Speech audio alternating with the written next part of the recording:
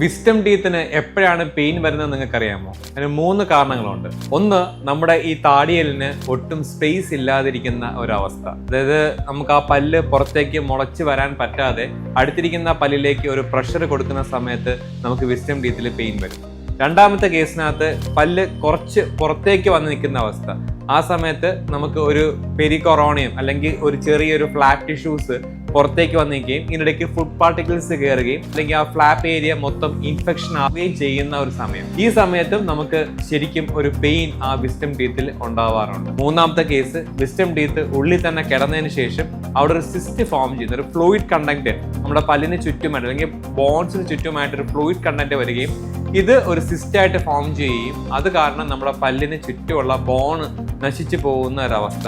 ഈ കേസസിലെല്ലാമാണ് നമുക്ക് സാധാരണ പെയിൻ വരുന്നത് വിസ്റ്റം ടീത്ത്. അപ്പം ഇനി വിസ്റ്റം ടീത്തിൽ നിങ്ങൾക്ക് പെയിൻ ഉണ്ടെന്നുണ്ടെങ്കിൽ ഡെഫിനറ്റ് ആയിട്ട് നിങ്ങളുടെ ഡോക്ടറിനെ കാണണം. അതിന് എന്താണ് ട്രീറ്റ്മെന്റ്സ് എന്നുള്ളത് ഓൺ ദ സ്പോട്ട് എടുക്കുക തന്നെ വേണം.